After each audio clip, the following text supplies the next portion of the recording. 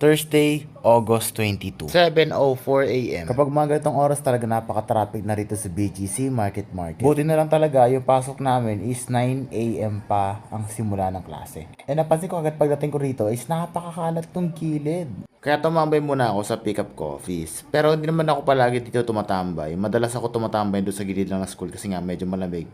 At nakadepende lang naman sa schedule namin. So yun, pumunta na ako sa room namin kasi nagsimula na magklase. Itong time na to, nag-aantay kami sa teacher namin sa tennis kasi bago na naman din yung teacher namin and then nag-lesson din kami. And after ng klase namin, inabutan na kami ng ulan kasi pupunta kami sa Uptown para kumain sa Morogami Udon.